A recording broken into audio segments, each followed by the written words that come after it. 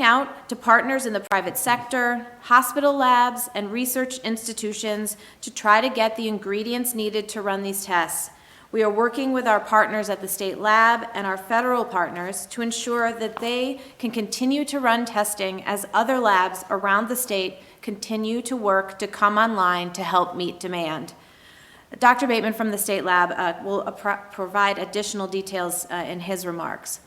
Additionally, as we talked about yesterday in our media briefing, we have evidence of community spread here in Wisconsin. Specifically, we have evidence of community spread in Milwaukee, Dane, and Kenosha counties. This means that there are people who have tested positive and have no exposures to a known case or did not travel to a location where there is known community transmission. Due to these two factors, community spread and our testing challenges, the governor has directed me to sign an order for a statewide moratorium on mass gatherings of 10 or more people to mitigate the spread of COVID-19, effective today at 5 p.m. The governor will talk more about this in his remarks. As we discussed yesterday, we must protect and ensure the capacity of our healthcare system. The steps we are taking today, prioritizing testing and enacting stronger social distancing, are necessary steps to do this. We know this will further disrupt your lives, but this is necessary to further stop the spread of COVID-19 and to protect the capacity of our healthcare system. Now is the time to make a plan to stay home. It is vital for everyone, but especially for people who are at high risk and vulnerable, like our older citizens and those with compromised immune systems. These are the people who have been most adversely affected by COVID-19, and these are the people and the reasons that we all need to take these actions and these recommendations very seriously. Please know the signs and symptoms of COVID-19. These include fever, cough, and shortness of breath. And these are important symptoms to understand when we talk about the prioritization of testing moving forward. If you have these symptoms, call your healthcare provider before you go to a clinic or a hospital. Calling first will further help us preserve the capacity of our healthcare system. I can't say thank you enough to our local and tribal officers who are our boots on the ground in dealing with this public health crisis. The steps we are taking are an unprecedented adjustment to your lives, your businesses, and your activities, but we need to do this to help mitigate the spread of COVID-19. Your efforts are appreciated. We will get through this. The governor and DHS will continue to provide timely and factual information as long as this health crisis continues. Thank you so much. I'll now turn it over to the governor. Thanks a lot, Andrea, for your good work, and good afternoon, and thank you all for joining us once again today. Obviously, it's St. Patrick's Day. We know this is a day many Wisconsinites like to celebrate, and while it's different this year, enjoy the day with your health and safety and the health and safety of the community in mind. With that said, I want to talk a little bit about the state's new directives around social distancing today, as well as an update on some of the other measures the state has taken to help the people of Wisconsin. As Secretary Paul mentioned, I directed her to order a statewide moratorium on mass gatherings of 10 people or more to slow the spread of COVID-19. This order does make exceptions for some critical functions, including transportation, childcare, hotel, military, law enforcement, food pantries, hospitals, long-term care facilities, utility facilities, job centers, and courts. In addition, as of 5 p.m. today, all bars will be closed in the state and restaurants will be closed except for takeout and delivery. We are seeing community spread of COVID-19 in Wisconsin. This means that there are people who have tested positive who have had no exposures to a known case, nor did they travel to a location where there is known community spread. Today we have cases in Milwaukee, Dane, and Kenosha counties indicating that there is community spread happening in Wisconsin. Social distancing will help keep you and your family and our community from increased risk of exposure. What we're saying here, folks, is simply this: stay home if you can. There are workers on the front line who can't stay home. We need our healthcare workers, our direct care workers, first responders, military and service workers to stay healthy so that they continue to keep us all safe. We also will be expanding the school closure order until further notice. Now, beyond the health concerns, we know that the outbreak of COVID-19 is causing considerable uncertainty for workers and businesses, not only in Wisconsin, but obviously across the globe. To help our workers, we are asking the state legislature to immediately take up legislation to repeal Wisconsin's 1-week waiting period for unemployment compensation insurance. In addition, I'll be talking tomorrow with leaders of the legislature about a legislative package. In addition, tomorrow we will issue an order that will waive work search requirements and modify the availability requirements for unemployment insurance benefits for workers impacted by COVID-19. It's incredibly important that the much needed unemployment insurance funds make it to affected workers quickly. This order will also waive the requirement that UI claimants who are impacted due to COVID-19 conduct at least 4 weekly work search actions. This ensures that claimants who are otherwise eligible but out of work due to COVID-19 are considered available for work and therefore available for benefits. This is in line with federal guidelines related to administering unemployment insurance benefits during the pandemic period and allows the program to support our workers who have been affected by COVID-19 outbreak. I have also called upon the Wisconsin Economic Development Corporation to work closely with Wisconsin Emergency Management and the U.S. Small Business Administration to unlock federal relief funds. The SBA is offering designated states and territories low interest, federal disaster loans for working capital to small businesses suffering substantial economic injury as a result of COVID-19. SBA's economic injury disaster loans offer up to $2 million per business in assistance and can provide vital economic support to small businesses to help overcome the temporary loss of revenue they're experiencing. Once the loan funding is unlocked, Wisconsin businesses will be able to access an online portal to apply for the economic injury disaster loans. Wisconsin Economic Development Corporation is also working to provide state-level assistance for local small businesses in the very near future. We also have important elections coming up, and it's imperative that our democracy continues. The good news is that Wisconsin makes it easy to request an absentee ballot. In fact, as of this morning, there are 500,000 absentee ballot requests pending. To help facilitate this influx of requests, I have directed state agencies to support the Wisconsin Election Commission in any way that they can. Finally, I want to talk to you about more ways that you can help and be good neighbors to one another.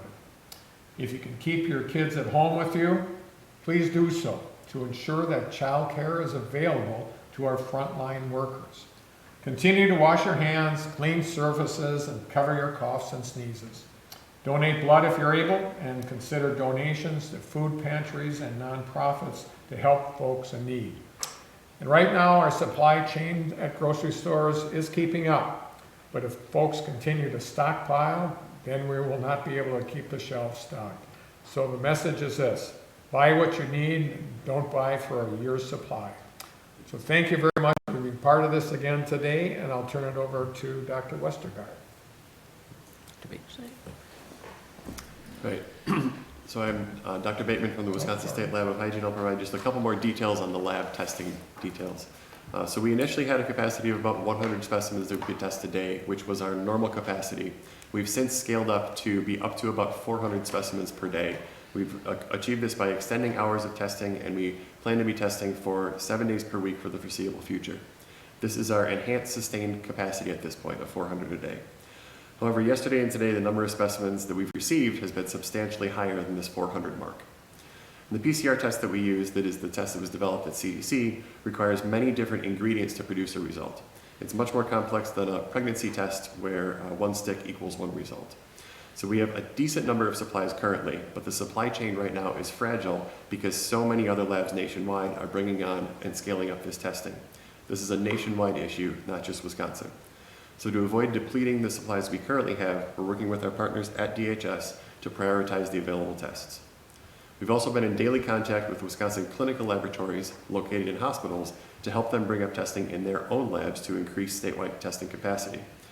We've been contacting many supply manufacturers, are looking into additional manufacturers to further increase diversify our supply chain and increase our capacity. And we've also been in routine contact with the Association of Public Health Laboratories, which represents public health labs nationwide.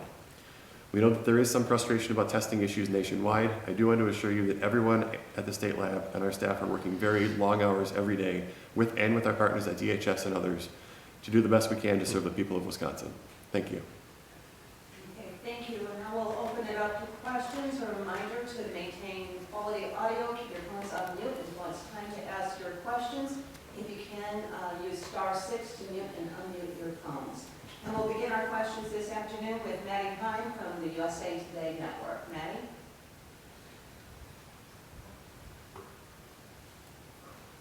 Hi, thanks for taking the question. So I guess my first question would be, now that community spread is confirmed, what does that change in your approach and what should it change in the public's approach of handling the virus? And how much easier now is it to sort of contract the virus in the places where community spread isn't happening? Sure, this is Ryan Westergaard. I'll be happy to take that question. In important ways, our response remains unchanged, and in other ways that it has. The ways that it is unchanged is that we're continuing to investigate individual cases, do interviews in order to identify people who may have been exposed through contacts, and giving standard recommendations for social distancing and isolation and quarantine. We're continuing to do those things even now that we know that there's widespread transmission in the communities, because those are the ways that we prevent onward spread, is by giving people specifically known to have COVID-19 instructions on how to protect people around them. The things that have definitely changed about our response are the things that the governor and the secretary have been talking about. So these are the community-wide interventions that reduce in overall social distancing. What we've learned about the virus is that people can be quite contagious in the period before they develop symptoms. So because people can be asymptomatic and spread the virus, we need to make sure that in general, during this period where the virus is starting to spread, people keep distance between themselves. So that's really now the focus of our public health response. We're not stopping to do the traditional time-tested public health activities of case investigation, quarantine, and isolation. Okay, great. And then, so, I know that other states, like Ohio and Indiana, have released estimations of how many people throughout the state they think might have the virus just because of community spread. I know some of those numbers are like 10,000, 100,000 possible cases, even if those cases aren't confirmed. And I was just wondering if you are ready to offer that estimate yet for Wisconsin. We're not at this time. At this time, we're still focusing on individual cases and individual response in partnership with local health departments and healthcare partners. Thank you, Maddie. Okay, thank you. So Mike Kemeter from WHBY.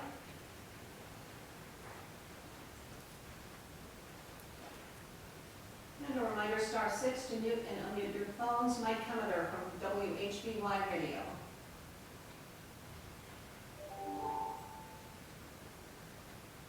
And we'll move on to Austin Montgomery from the Beloit Daily News. Austin? Hello. I'd like to direct my question to Dr. Bateman. Just specifically, if you could speak on the ratio of total test kits available to possible percentage of defective kits or kits that don't have the reagents needed to do the proper testing. Thank you. I'll try to answer your question. So the many different ingredients that go into our test, it's a bit akin to baking cookies, so you need many different ingredients for that, and if you don't have one particular ingredient, then we can't produce those results. So we're actively, and it's a day-by-day, hourly sort of thing as we order many of the supplies and reagents that we need, and we do additional testing that it's an always evolving number of how many tests we still are able to do. Does that answer your question? Yes, relatively. Just a ballpark figure, how many tests are available right now in the state? I can say at the state lab, we're definitely not going to run out tomorrow or the next day, but the supplies that we do have are not unlimited, which is why we need to work with our partners to do this prioritization of testing. Thank you. Thank you. Thank you. Charlie Presser from the Crawford County Independent. Charlie? And a reminder, star 6 to mute and unmute your phones. Charlie Presser from the Crawford County Independent. And with that, we'll move on to Brian Herman from WLUK in Green Bay. Brian?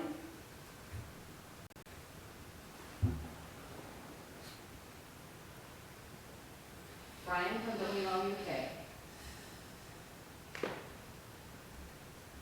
Okay, we'll move on to Sarah Thompson from WBAY in Green Bay. Sarah?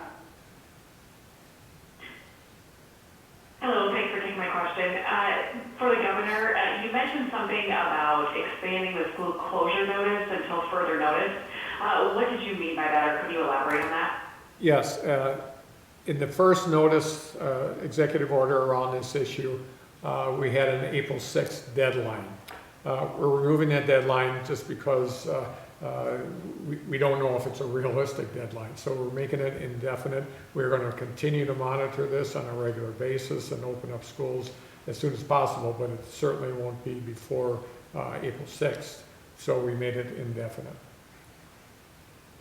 Follow-up, Sarah? So there is not an end date for that now? That is correct. Okay, thank you. Thank you. Now to Addie Bink from WFRB in Green Bay. Addie?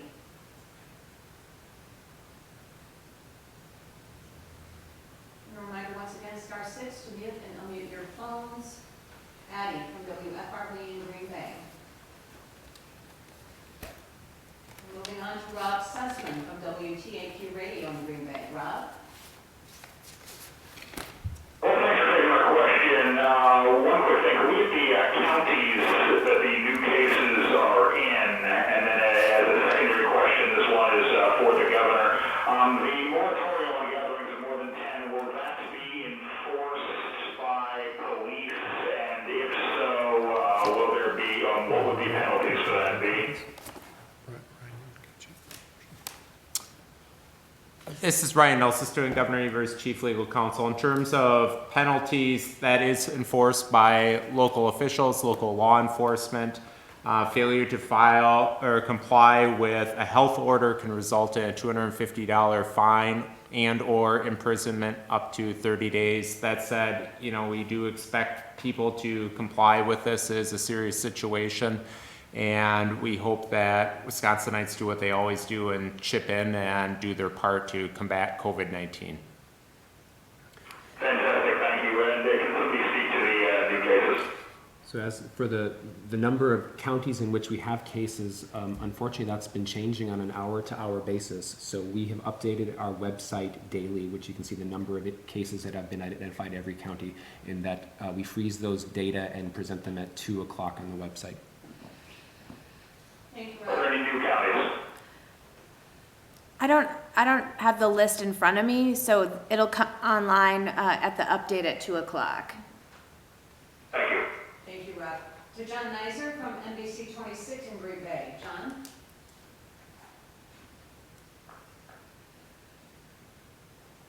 And a reminder, star 6. Can you hear me? Hi, John. Yes. Yes. All right, Governor, do you anticipate the National Guard will be called up for state active duty, and if so, what role will they play? The National Guard has been very cooperative with us right along. They are part of our team that's rolling out these emergency procedures. They did activate several National Guard members to bring back from Georgia, folks that were on the the cruise ship that sat in the Pacific Ocean for many days. And they did a great job there. They are ready and willing to help in any way possible. And the new adjutant general is working with us every single day. So if there's a need to call more up, we will. And they have been very, very helpful. Okay, and then you mentioned those cruise ship passengers. We've been told, of course, that none of those individuals have tested positive. All were asymptomatic, and they're all doing self-quarantine. But were they all tested for COVID? I believe the answer is yes.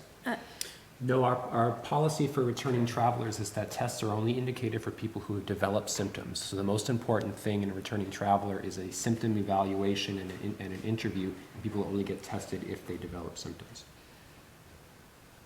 Thank you. Thank you, Jim. To Tiffany Olson from WKBT in La Crosse. Tiffany?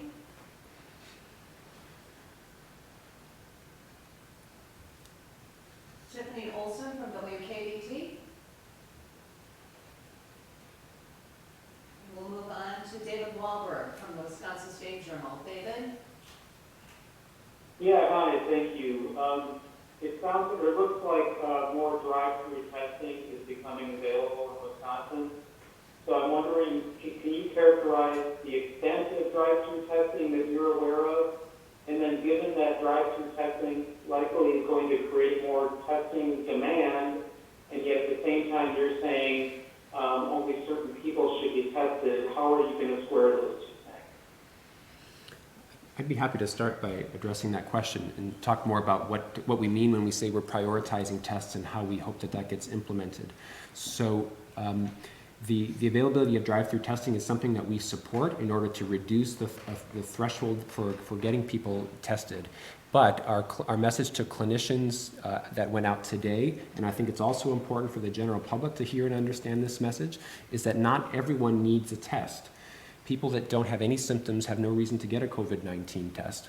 And people who have minimal symptoms like the common cold also likely don't need a test. So why is that? So understanding who has COVID-19 is very important for people in the hospital because that allows us to help make appropriate diagnosis and management decisions and also helps us do maximum interventions related to infection control. For people who have mild illnesses, because there's not a specific treatment, it doesn't help us take care of people any better. In fact, most people get better without treatment. So right at this stage where our priorities are to minimize the spread in healthcare settings, and our advice to the general population is to stop the spread of respiratory viruses. We can control the infection, control the epidemic without knowing and being able to identify every single case.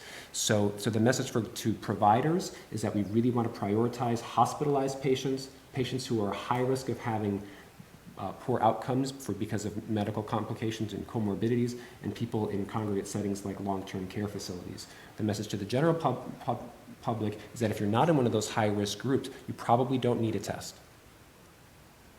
Okay, thank you. And just as a follow-up, could someone characterize the aggregate level of ventilators that we have in isolation beds statewide and what the potential need might be?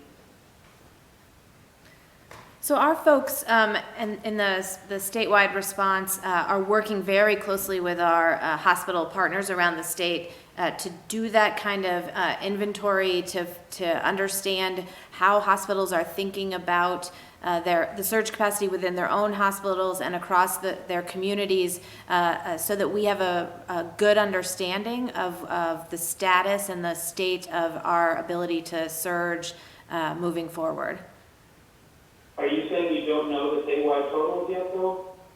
So we are continuing to work to get a definitive number of ventilators. Okay, thank you. Thank you, David. Also from the Wisconsin State Journal, Mitchell Schmidt. Mitchell? Yeah, thank you very much for the time today. I was just curious, as we start to look at state funding to address some of the needs, how much of an issue is the economy kind of a downturn going to be? So it seems like all signs are pointing to the surplus being quite a bit lower than what we had projected back in January. That's a great question, and obviously, we will take into consideration that possibility that the surplus that we do anticipate is less. But we're going to be working, as I mentioned before, having a phone conversation with legislative leaders tomorrow to talk about what sort of package might be considered. And one of those considerations will be what we believe the surplus to be. We'll be using all the data that we have at hand and making sure that we do a good job of making sure that people are not harmed by this. Obviously, there is some harm now, but we want to make sure that people and our businesses of the state are held harmless. Of course, the federal government will play a large role in that, and I know that they're looking at passing some legislation in the very near future. Thank you, Mitchell. Okay, thank you. Is there any sort of a price estimate at this point? I mean, I'm guessing that's probably hard to say. I'm sorry, did you say is there a crisis at this point in time? Or, excuse me, like a cost estimate at this point of kind of addressing? Not yet, but we're working on that. Actually, ever since we started understanding the importance of this, we've been working on that, and we hope to have that information available. Thank you, Mitchell. Thank you. To Tabitha Wuffel from WISC News 3 in Madison. Tabitha? May I remind you again, *6 to mute and unmute your phones. WISC in Madison. Okay, we'll move on to Anita Weir from the Northside News in Madison. Anita? Hello. My question is regarding potential hospital space if the current hospitals get full.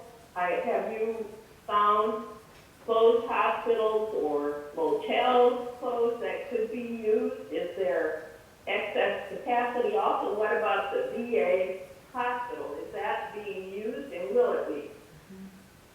So this relates to the question earlier about surge capacity, and we are very actively engaged with the hospitals around the state to understand how they are thinking about their current bricks and mortar and what that means for surge, as well as what our opportunities are for closed hospitals like you mentioned, or other infrastructure that we have that could be repurposed. That is very actively ongoing, and we'll continue to figure that out here. So, but there's no list, there's no analysis of what is out there. That's the conversation we are having right now. Thank you, Anita. Thank you. To Charlie Pittman from WORT in Madison. WORT. And we'll move on to WKOW in Madison. WKOW. Yes, thank you. I just wanted to clarify, you guys talked about it a little bit, but we get so many questions from viewers who call to get a test because they think they fit the criteria and their doctor doesn't end up testing them. So I just want to make sure, even though with the community spread here in Dane County and others, that nothing has really changed as far as criteria for having a test done. That the doctor would kind of have discretion over whether to choose to have somebody tested. Is that still the case?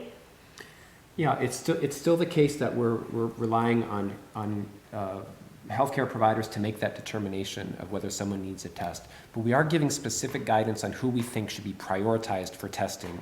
And as I said, that's people who are severely ill and require hospitalization. So that does mean that people who do not require hospitalization, or people that have mild respiratory symptoms for which they wouldn't normally go to the doctor. You know, many times we get a cold and we go to pharmacy and get over-the-counter medications. We actually want those patients to not go get tested, even assuming that some of them have COVID-19. And the reason for this is because as it spreads in the community, we want to do everything we can to reduce the strain on the healthcare system. And so for the most people who develop this infection are going to be fine. It's going to be just like the common cold. It's going to get better with supportive care. There's not a high need to get tests for those people. In fact, it's actually protective of our healthcare system and our healthcare workers to keep them at home and make sure that they have resources they can call if they have questions or if they're concerned about their symptoms.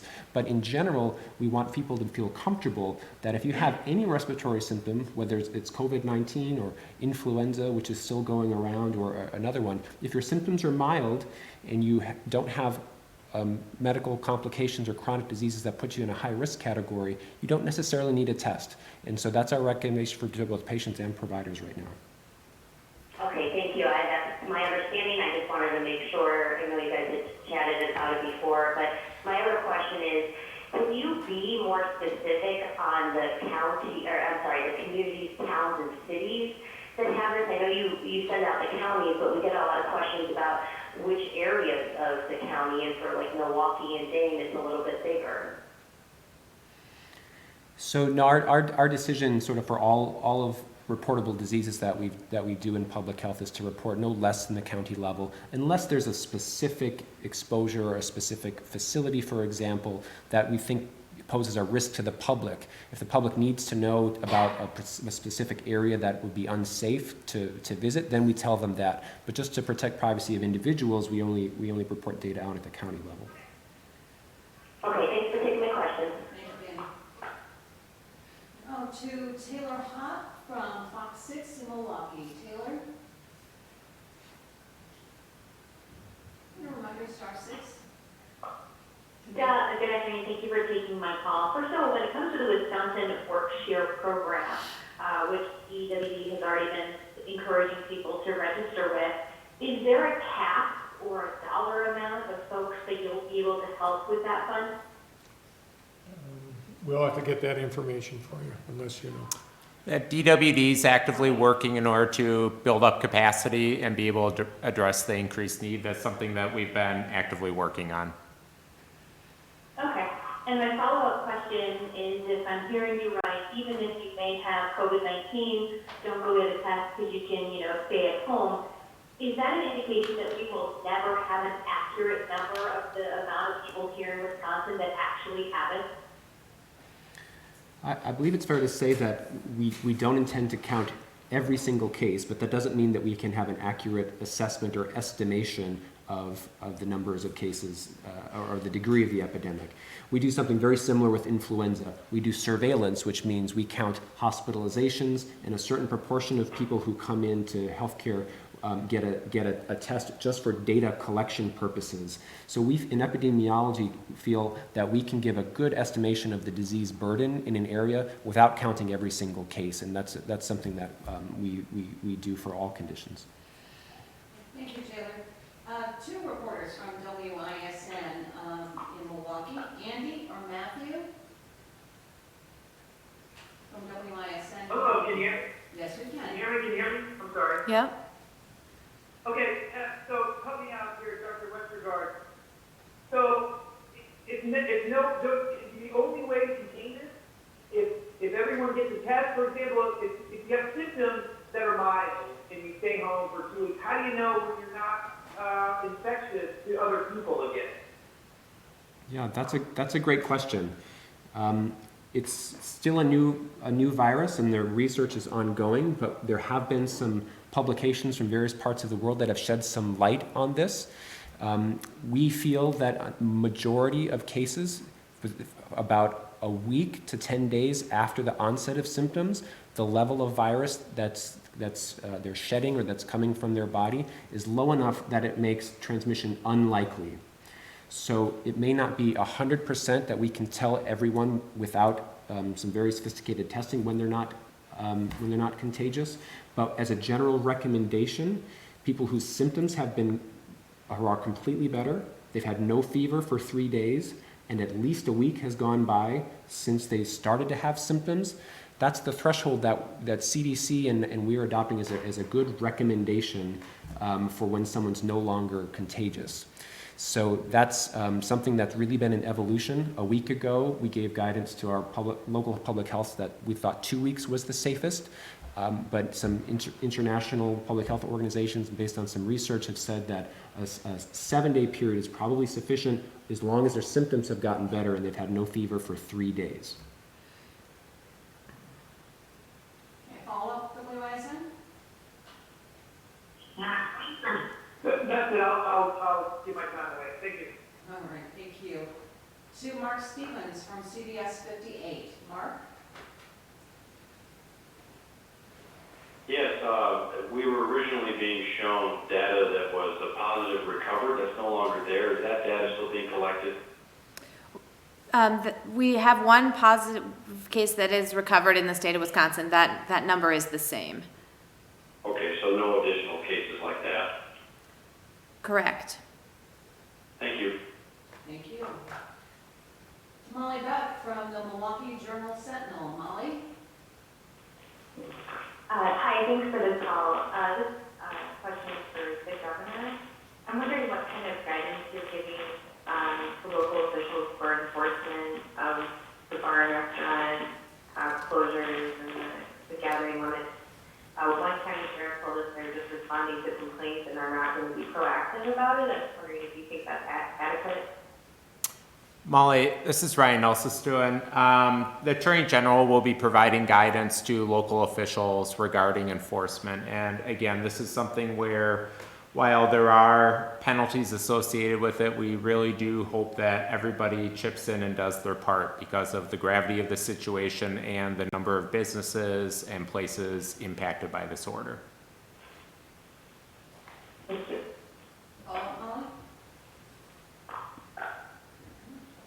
To Patrick Marley, also from the Milwaukee Journal-Sentinel. Patrick? Patrick Marley, Journal-Sentinel. And we'll move on to Lauren Anderson from the... Yeah, I'm sorry. Oh, hi, is this Patrick? Great. Yeah, sorry, I had trouble unmuting my phone there. You earlier stated that we won't run out of these reagents or supplies tomorrow or the next day, but what about the day after that? When do we hit the wall on your supply chain that will make it so you can do tests? So that's exactly what we're trying to prevent with prioritizing the samples, the reagents that we have for the highest priority specimens.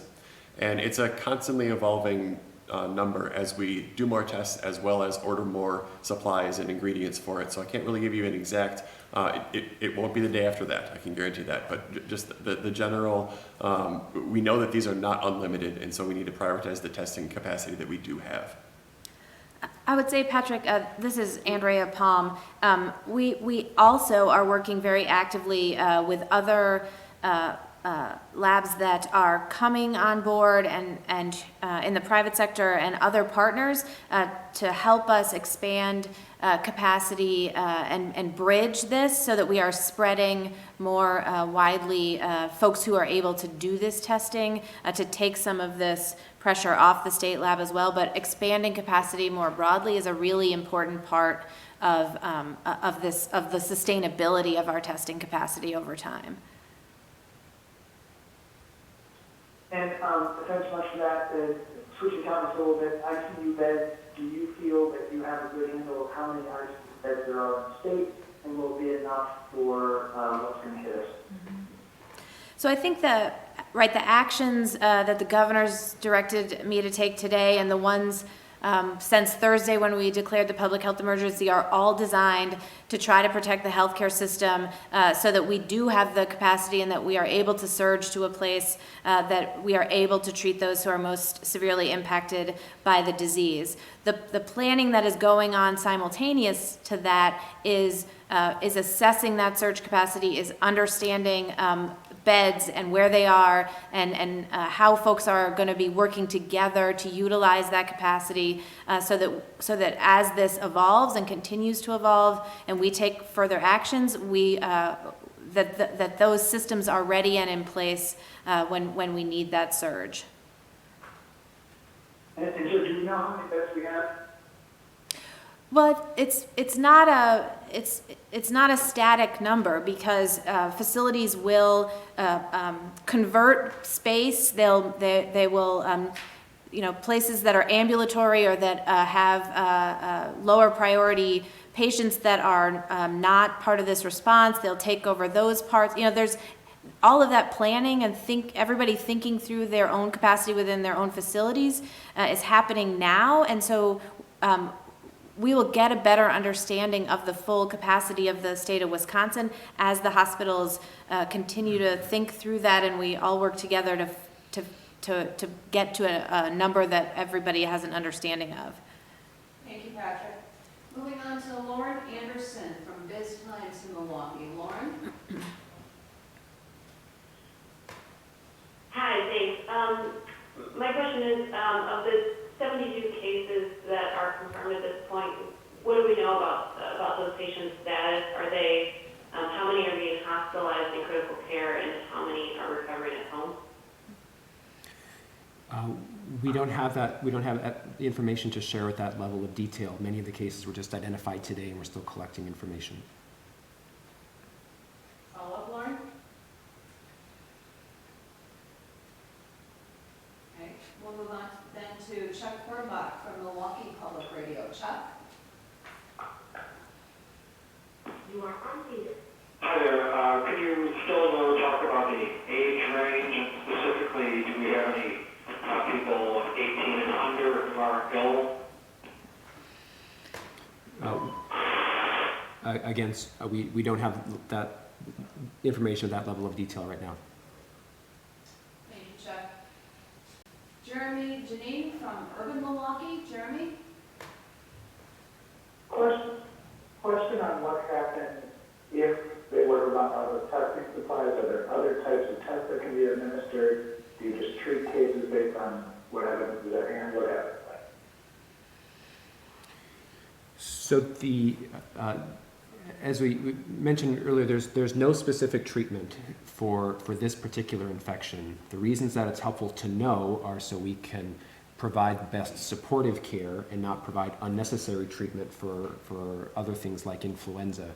So in the absence of proving a diagnosis, when it comes to how we treat individual patients with diseases, it doesn't change that much. We support their breathing, their oxygen levels, and provide all the supportive care that they need. If there's uncertainty about whether someone has COVID-19, and this is very often the case because tests don't come back immediately, so if a patient is suspected, we do the maximum infection control precautions. We keep people we use personal protective equipment and masks to prevent the spread. So in those periods where we don't have a diagnosis confirmed, we err on the side of caution and use full protective equipment. And the role of testing is really to confirm so we understand how big the epidemic is and also understand the risk of spreading to other patients and healthcare workers. And just to add to that, we are doing a lot of the testing for the state, but we're not the only lab in the state. There are, the Milwaukee City lab can also do this test, as well as 2 clinical labs in hospitals currently, and there will be additional large clinical labs coming online in the next 1 to 2 weeks.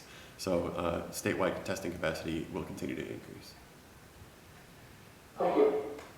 Thank you. Zach White from WJFW in Rhinelander. Zach?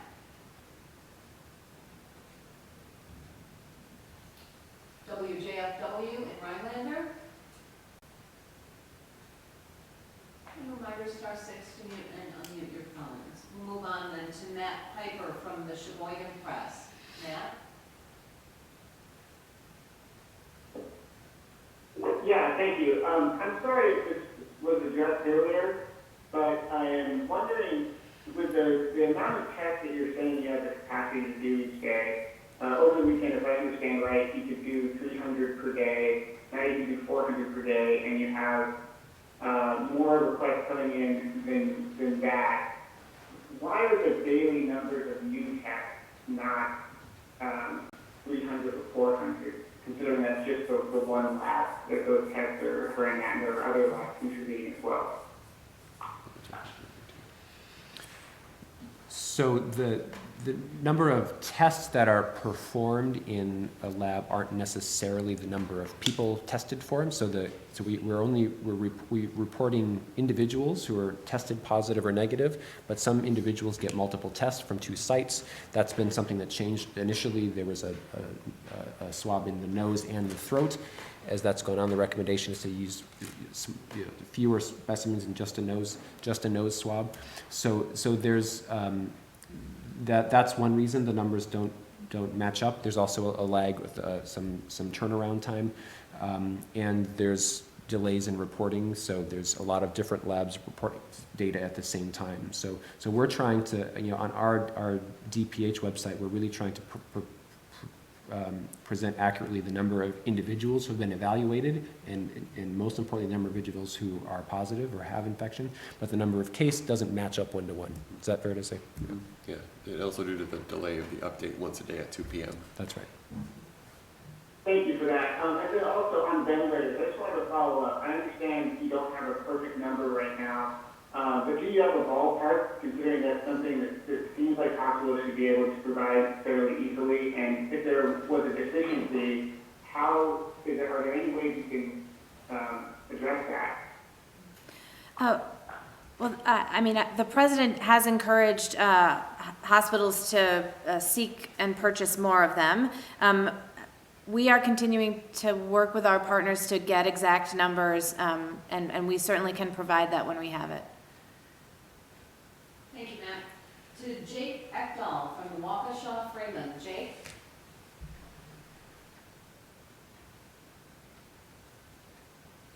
And a reminder again, *6 to mute and unmute your phones. Jake Ekdahl from the Waukesha Freeman. And we'll move on then to Heather Poltrock from WSAW in Wausau. Heather? Hi. Thank you for taking my call. So my question is just about the patients that have recovered. What do they need to do, or how are they declared recovered? So I can take that. That's something that's changed over time as well. And I guess to clarify our earlier response to the question, we expect and hope that large majority of patients will fully recover, and we're not going to report everyone at some point, and we hope that comes. We hope it's minimized. We'll report deaths to COVID-19. That's something that on a national level everyone is interested in, but most people recover. The initial cases, I think, when the data about who was recovered and released from isolation was of high interest because we were still learning about the processes. So in those initial cases in the country, public health authorities were repeat testing every other day to find out precisely when the test was no longer positive. So that's not necessary to do anymore, and it's also not practical. So the criteria that I gave before to say that when symptoms have been absent, when the fever and respiratory symptoms have improved for 3 days and at least 7 days have gone by, we feel like greater than 95% of people will be recovered and not contagious at that stage. So we're trying to make a criteria that's easy to implement, that is true almost all the time. So just to clarify, so if someone is recovering at home, once 10 days have passed since their positive test, does DHS call them, or are they just deemed recovered at that point? Local public health at this time is still following up with patients. We want to make certain that after 10 days the symptoms have actually resolved. So it's not just the time, it's also that the clinical symptoms and the illness has resolved. So when both of those things have happened, at least 7 days, and the symptoms have improved for 3 days, that's when local public health is notifying patients that they no longer need to be isolated at home. Thank you, Okay, Heather. thank you. To Mason Dowling from WAOW in Wausau. Mason? Hi, can you hear me? Yes, we can. Perfect, thank you. This question, nobody in particular, but we are interested hearing from potentially Governor Evers. What are we looking at in terms of population of those who are being treated or tested? Are we looking at maybe needing to expand places to make sure we can get all our testing done? I guess where are we at in terms of capacity across the state? Pass that off to Yeah, so we, as well as our partners at the state lab, have been in conversations with additional private labs to come online, as well as continuing the state lab, and they obviously can speak more if Al would like to. They're continuing to work with our hospital labs that have the capability to come online with testing. A number of them already have. More of them are coming online. We expect at least one of the big ones here in the next 4 or 5 days. But that will be a critical piece of expanding our capacity statewide to provide testing. While the state lab continues to work to get the ingredients for the cookie, as Al talked about, those reagents, other hospitals and private labs have their own suppliers, their own contracts.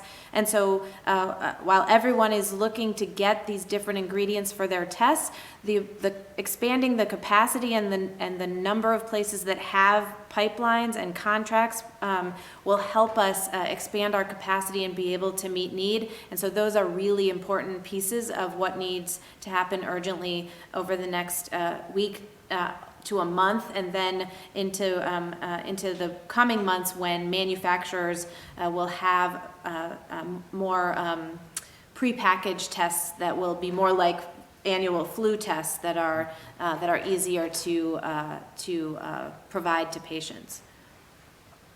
And then my one follow-up question was, obviously this is a pretty big jump from 46 to 72 cases, and all the national agencies have been reporting that it's just going to get worse before it gets any better.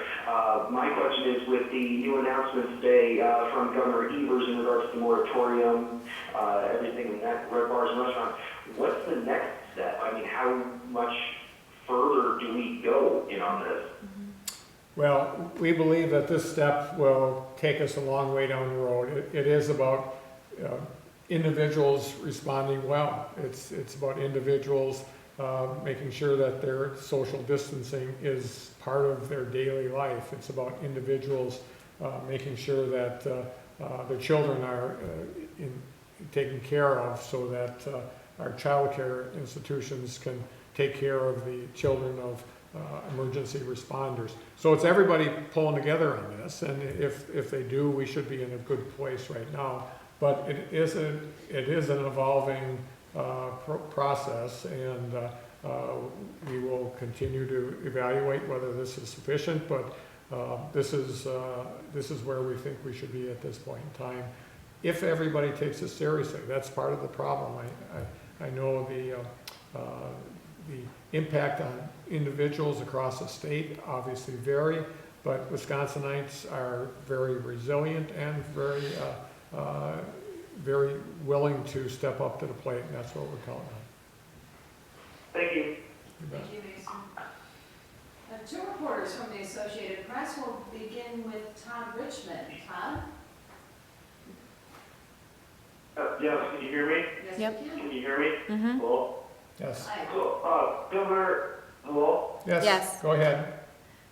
Governor, you had just said that this is an evolving process. You believe that the steps taken now will take us a long way down the road, but, what is the end game here? Are we going to continue? Because the next step would likely be shelter in place.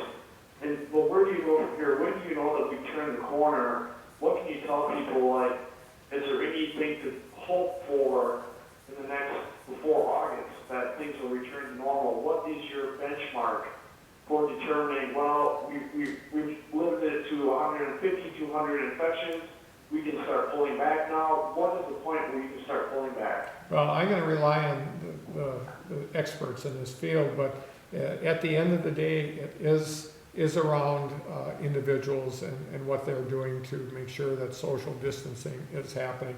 And we might be asking for more in the coming days and weeks. And we appreciate what everybody's doing across the state of Wisconsin, but this is an evolving process, as you know, and people of Wisconsin now know. So as it evolves, our science will become better, and we may have other recommendations. And it's difficult right now, I'd say, to determine benchmarks, because we've seen how the virus evolves. And so I think it's very difficult to establish those benchmarks now, but I'll ask either of the experts here to see if they have any ideas on that. But, we are resilient people, and I know people are waiting desperately for a final answer. But to be honest with you, I can't believe that exists at this point in time. We just need to, what we do know is that social distancing is something that works, and we're encouraging people to do it. I would just add to that we really in public health do have a lot of tools to measure trends in disease activity, and also we in Wisconsin at DHS are not operating in isolation. We share data with all the other states through the CDC. We can do surveillance similar to our influenza programs like we did before to know to what degree is the disease circulating, how many of those cases are requiring hospitalization. So we'll collect all these data on an ongoing basis and compare them with national trends and have a clearer picture on which way this is going in the coming month. So I think we'll have a lot more information, a lot more clarity about that as we just collect the data on an ongoing basis. Todd, did you have a follow-up? Yes, are you there? Yes, Yep, we are. you there? Go ahead. So there is no goal, there is no end strategy here, just to continue day to day like this until there's no hope for if we hold this under 200 infections, we can start going back to school. There's nothing like that. So I think, right, what we've been talking about and what people need to keep in mind and what we are keeping squarely front and center is the need to protect our healthcare system, to have the capacity to treat the folks who suffer from the most severe disease from COVID-19. And that concept of flattening the curve, as people are talking about pretty publicly, is what we are trying to do. It's why we had the declaration on Thursday. It's why we took the steps we did on Friday. It's why we're doing what we're doing today. And we will measure that stuff in real time as we move forward. But we really need the cooperation of everyone to help protect the healthcare system so that they are able to serve the people with the most severe disease. But this is going to evolve day to day as we see how this is going. Thank you, Todd. To Scott Bauer from the Associated Press. Scott? Scott Bauer. Hi. Hi. Thanks for taking the question. Governor, given this latest restriction, how can anyone feel good about holding an election where arguably a lot of high-risk people, older people will be manning the polls, and more than 10 people will certainly be congregating at polling places? Why is that still a reasonable thing to do? Well, we continue to evaluate that, but I think I just want to make sure people understand the complexity of our spring general election. It's not a primary election. It's only a primary election for the presidential candidates.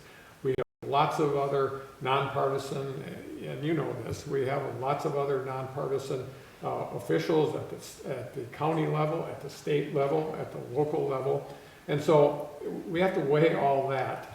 And, to be honest with you, your point is a good one, but at what point isn't that the case? And how long do we potentially leave offices not filled because we're into July or August and we haven't held a general election? So the good news is, this, is that we have one of the easiest and best absentee ballot opportunities here in the state of Wisconsin. We have over 500,000, Wisconsinites that's already requested this.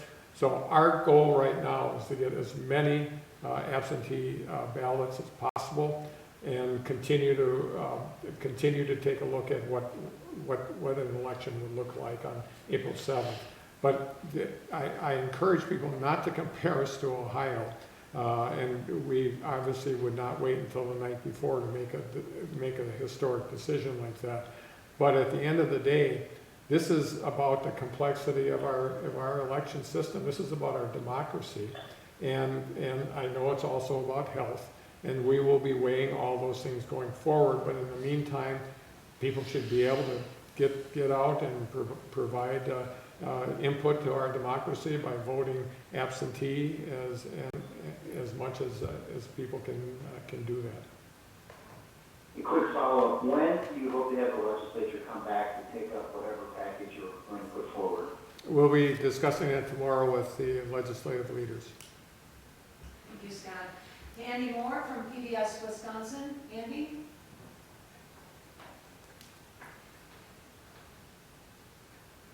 Yes, hello, thank you, can you hear me? Yes, we can. Hello, can you hear me? Yep. Yes. Hello, good. This fellow is actually right up on what Scott was asking, and it would be for the governor. Will a certain and specific number of absentee ballots or lack of absentee ballots cause you to postpone the election? No, it's going to be a factor of what I'm doing is encouraging people to do that so that we have lots of people voting. And I'd be doing that whether we have this situation or not. And no, there's no magic formula that exists that we'll be making that decision. It's whether we can do it safely and also whether we can have a transition of our democracy from one person to another. As you know, we have all sorts of general elections where people are retiring or not staying in office. We can't afford to let offices be empty. But in turn, we also have to be safe. So those are things that we're going to be weighing. Okay, and then a follow-up.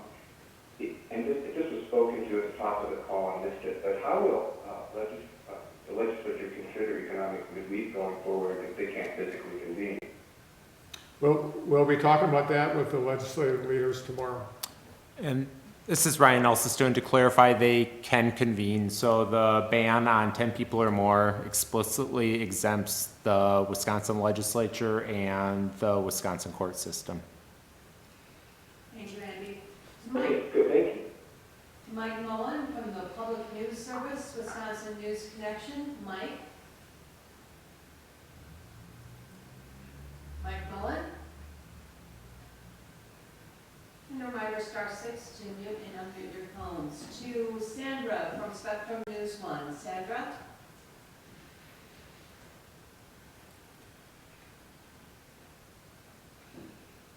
Quinn from... Excuse me. Quinn from Wheel Report. Quinn?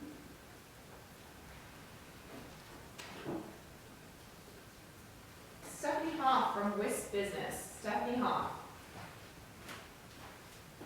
Hi, my question is for Governor Evers. How can you meet in the legislature if there's this ban on 10 or more people when most of the legislatures are above the age of 70? Why did it help? Is it helping the others? So I think I understand the question in that, yes, but democracy has to continue. You know, I understand that, and I don't know, frankly, if that number is accurate, that most of the people are 70 and above, but if we need to meet as policymakers in the state, we will meet, and it's important that we do so. So you take some chances in life, but this is one where I believe if indeed we deem that there's a necessity to meet, we will meet and do the work of the people of Wisconsin. And then my follow-up to that is, I guess, why did you seek a repeal of the unemployment 1 week delay rather than a suspension, which is more palatable for Republican lawmakers? Well, we'll be discussing that going forward. We need to take care of the present situation so that people have access to that. Eric Gunn from Wisconsin Examiner. Eric Gunn. Yes. Regarding your reference, Governor, to the accessing Small Business Administration support, does that require a formal disaster declaration? Is that something that you plan to make I'm not sure the answer to that. We'll get that information to you, but we believe that we can access that. If it means that we have to make a declaration to do that, we'll do that. Follow-up? And a follow-up, with regard to the additional restrictions on gatherings and so on, is there a curfew in the offing at some point? Not at this point in time. Okay, Wisconsin Health News, either Sean or Tim. Wisconsin Health News, Sean or Tim? Hi, this is Tim. Thanks so much for the time and the question. The Department of Health Services sent out a bulletin today saying that the national stockpile of personal protective equipment for healthcare workers, including respirators and surgical masks, is extremely limited. What type of request has the state made to the national stockpile, and at what point do they expect to receive some of these supplies from the federal government?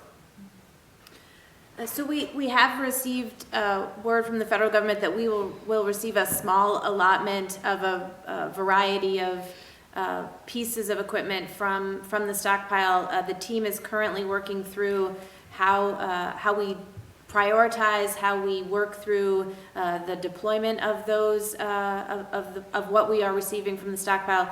But we and states all across the country continue to press CDC and the federal government for whatever supplies we can get. We know that there are shortages of a variety of things like PPE, and so this is going to be a problem for us. It's going to be a problem across the country, and we are very interested in getting as much as we can from the strategic national stockpile at the federal level. I don't know, Ryan, do you have more you want to say about that, or did we get it?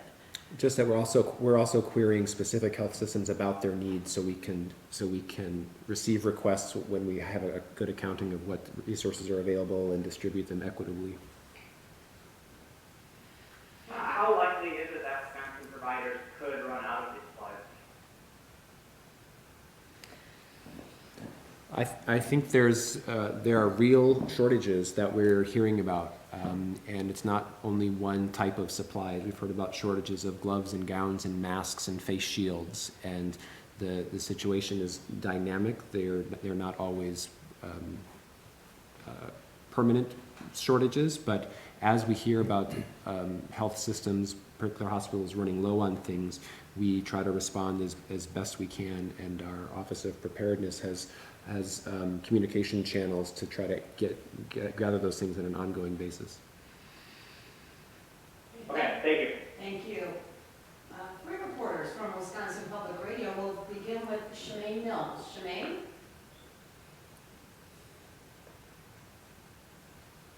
Shemaine Mills? And a reminder, *6 to mute and unmute.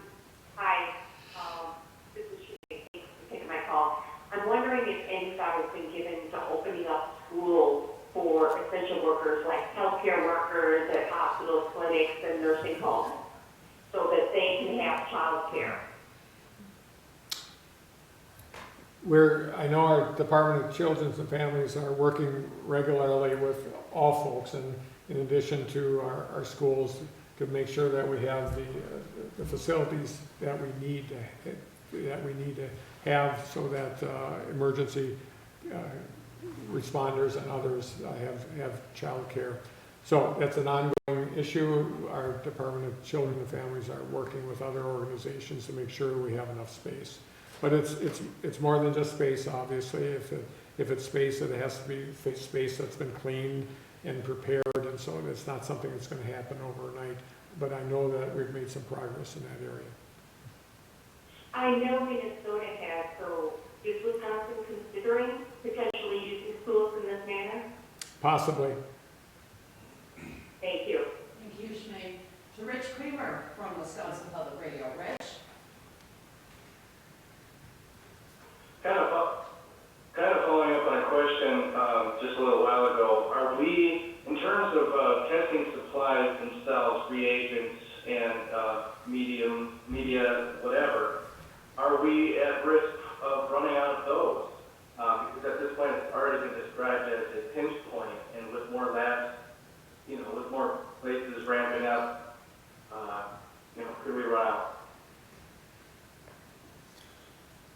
Well, like I stated, we're not in dire need of running out very soon, but there are issues with the supply chains. They're quite fragile right now, and that's why we want to save the reagents that we have for priority testing. As other labs come online, there are also many other manufacturers that are getting their tests up and running and approved through the FDA daily. The past couple of days, there's been a couple additional ones. So it is continuing to scale up, and the more different manufacturers get their tests approved, that's additional potential tests out there. And a quick follow-up. So, I've heard that the ramping up could take 1 to 2 months, for the full capacity of the private labs. So in the meantime, are we essentially rationing tests? I wouldn't characterize it that way. I think we're prioritizing tests for the situations where the information delivered by the test has the highest impact. And I don't feel like we are operating in the dark in any way, because for people for whom there's a longer turnaround time, if outpatients do need, or healthcare workers, the recommendation for people, whether their test is positive or pending, remains the same, which is supportive care and isolation to avoid exposure to other people. So we have enough tests to test the most critically ill people for whom we need to know the answer immediately, and the other tests we have a longer turnaround time. So I feel like people are not suffering, the system is not suffering as a result. We're just trying to be best stewards of the resources that we have. Thank you, Rich. Thank you for that. And could I get the names of, was it the same person that answered both times there? This is Ryan Westergaard. I answered about the prioritization question, and Dr. Al Bateman answered about the reagents. And Rich, those will be included when we send the video out. We'll include the names and spellings of everyone. To Bram Sable-Smith from Wisconsin Watch of Wisconsin Public Radio. Bram? Yeah, hi there. Hi there. Hi there. Two quick questions. Hi. Two quick questions. The first one is, how many of our 72 cases are healthcare workers? I believe we don't have that number available right now. We literally just, as I was walking in, I got the numbers, and our website will update the cascade to counties.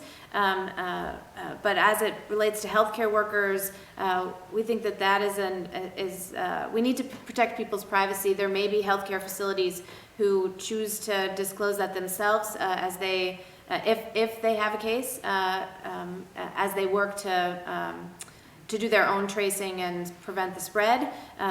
But yeah, I don't know of a healthcare worker case at the moment. Okay. And my follow-up question is, what steps are we taking or considering in order to maintain a sufficient healthcare workforce in the possibility that we see this large influx of patients due to COVID-19, and also, other considerations like the healthcare workforce getting sick and children being at home and child care challenges? Mm-hmm. So I think this is like the heart of the issue, right? The protection of the healthcare system so that they are able to serve those who become most severely ill from COVID-19. And so whether it's the testing prioritization that you're hearing about today, that really gets at making sure that we are focusing on the tests that are most going to be helpful to protect our healthcare workers, as well as those who are most severely ill, or the mitigation and social distancing strategies that you have heard about since the public health declaration was made on Thursday, are the things that are really important for us to be doing now and to be taking seriously, so that we are doing what we need to do to help protect the healthcare workforce. And I think part of what you're hearing from Dr. Westergaard about mild symptoms and self-isolation, that is a big part of this. If everybody walks into a clinic, goes to a hospital, is seeking a test that has mild symptoms, and they may or may not be COVID, if they are, you are exposing healthcare providers in a way that limits our ability to protect them and to protect the system. And so I think part of this prioritization and part of this social distancing and the kinds of things we're asking people to think about and to really understand the symptoms and have a conversation with a doctor before you come in, and to take their advice as we're trying to prioritize testing and really protect our healthcare workers are critical things that we all really need to do together. Thank you, Bren. Now to Erin Franco from NBC News. Erin?